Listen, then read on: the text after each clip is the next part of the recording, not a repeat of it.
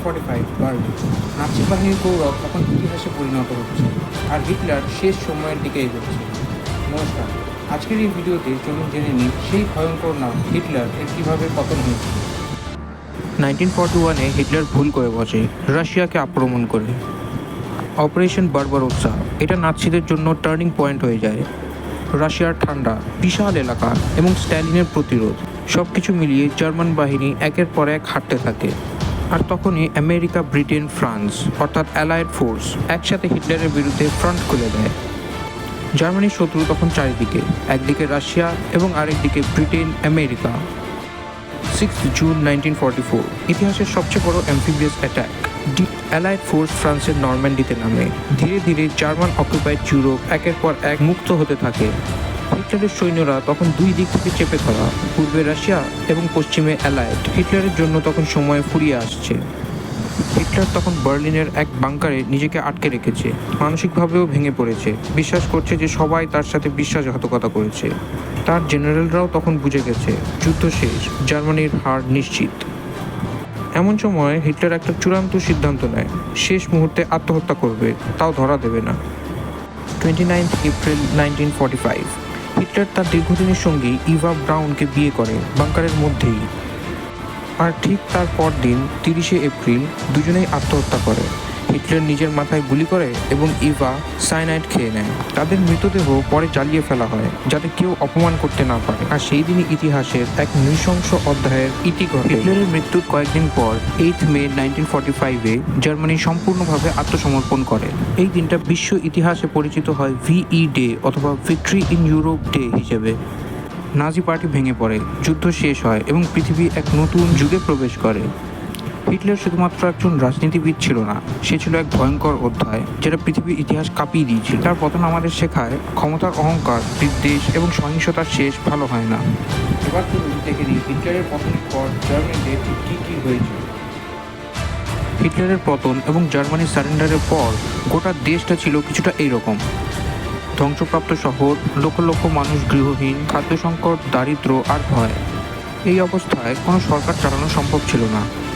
তাই দেশটা ভাগ করে নেয় বিজয়ী শক্তিরা, আমেরিকা, ব্রিটেন, ফ্রান্স এবং সোভিয়েত ইউনিয়ন। অর্থাৎ জার্মানি 4 ভাগে ভাগ হয়ে যায়: American zone, British zone, French zone এবং সোভিয়েত জোন। বার্লিন শহর, জার্মানির রাজধানীকেও 4 ভাগে ভাগ করে দেওয়া হয়, যদিও বার্লিন সোভিয়েতের অংশের মধ্যে ছিল। এই বিভাজনই পরে গড়ে তোলে দুটি আলাদা রাষ্ট্র: ফেডারেল রিপাবলিক অফ জার্মানি বা ওয়েস্ট জার্মানি এবং জার্মান ডেমোক্রেটিক রিপাবলিক বা ইস্ট জার্মানি। নাজিদের পতনের পর প্রয়োজন ছিল বিচারের, যুদ্ধাপরাধের, গণহত্যার এবং হিটলারের সহযোগীদের। এর জন্য শুরু হয় নিউরেমবার্গ ট্রায়ালস। অনেক শীর্ষ নাজি নেতাদের ফাঁসি দেওয়া হয়, কিছুজন জেল খাটে এবং কয়েকজন আত্মহত্যা করে। এই বিচার দেখিয়ে দেয় নো ওয়ান ইজ অ্যাবভ ল, এমনকি একনায়করাও না। 1949 বিশ্বে তখন কোল্ড ওয়ার শুরু হচ্ছে। এই সময়ে দুই জার্মানি আলাদা আলাদাভাবে জন্ম নেয়। ওয়েস্ট জার্মানি মার্কিন যুক্তরাষ্ট্রের সাহায্যে গড়ে ওঠে। ওদের ছিল গণতান্ত্রিক ব্যবস্থা, মুক্ত বাজার এবং ডেভেলপিং ইকোনমি। অন্যদিকে ইস্ট জার্মানি সোভিয়েত ইউনিয়নের অধীনে ছিল। সেখানে একদলীয় কমিউনিস্ট শাসন ছিল, কড়া নিয়ন্ত্রণ এবং সীমিত স্বাধীনতা ছিল। অর্থাৎ দুই দেশের মধ্যে রাজনৈতিক চিন্তাধারার বিরাট ফারাক তৈরি হয়। 1961 সোভিয়েত সমর্থিত ইস্ট জার্মানি বাড়িয়ে ফেলে বার্লিন ওয়াল। পূর্ব এবং পশ্চিম বার্লিনকে আলাদা করে দেয় কনক্রিটের এক বিশাল দেওয়াল। এই দেওয়াল শুধু শহরকেই নয়, বরং মানুষের মনকেও ভাগ করে দেয়। অনেকেই ইস্ট থেকে ওয়েস্টে পালানোর চেষ্টা করত, কেউ সফল হতো, কেউ বা মারা যেত গুলিতে। এটাই ছিল জার্মানির রাজনৈতিক বাস্তবতা। হিটলারের শাসনের পরে নতুন বিভাজিত জগৎ। বার্লিন ওয়ালের পর ইস্ট জার্মানি হয়ে ওঠে এক সার্ভেলেন্স স্টেট। স্ট্যাসি, ওদের সিক্রেট পুলিশ, নাগরিকদের উপর 24 ঘন্টা নজরদারি করত এবং সরকারও ছিল একদলীয়। কেউ সমালোচনা করলে সোজা জেল। কিন্তু দমন পীড়ন দিয়ে কি আর মানুষের চেতনা বন্ধ রাখা যায়? 80-র দশকে পশ্চিমের ডেমোক্রেসি এগোচ্ছে, কিন্তু পূর্বে কিন্তু মানুষ হাঁপিয়ে উঠছে। বিশেষ করে যুব সমাজ, তারা চায় পরিবর্তন। উইর সিন ডাজ ভক, অর্থাৎ আমরা জনগণ। এই স্লোগানে গোটা ইস্ট জার্মানি কেঁপে ওঠে। আরেকদিকে সোভিয়েত ইউনিয়নেও পরিবর্তন শুরু হচ্ছিল।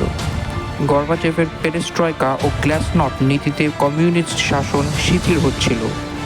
1987-এর 12 জুন তৎকালীন US president Ronald Reagan Berlin এসে এক ঐতিহাসিক ভাষণ দিয়েছিলেন, যেখানে তিনি বলেছিলেন, mister Gorbachev, tear down this wall. এই সময়ে চাপ বেড়ে চলে ইস্ট জার্মানির সরকারের উপর। 1989-এর 9 নভেম্বর আন্তর্জাতিক প্রেশার এবং জনগণের চাপে ইস্ট জার্মানির সরকার হঠাৎ ঘোষণা করে যারা চাইবে তারা এখন ওয়েস্ট জার্মানি যেতে পারে। হাজার হাজার মানুষ বেরিয়ে পড়ে, আর ইতিহাসের সেই কুখ্যাত বার্লিন ওয়াল মানুষ নিজের হাতেই ভেঙে ফেলে। 1990-তে দুই জার্মানি আবার এক হয়, আর একনায়কতন্ত্রের জায়গায় আসে গণতন্ত্র, একতা ও মানবিকতা। ভিডিওটা ভালো লেগে থাকলে লাইক, শেয়ার এবং সাবস্ক্রাইব করে পাশে থাকুন। ধন্যবাদ।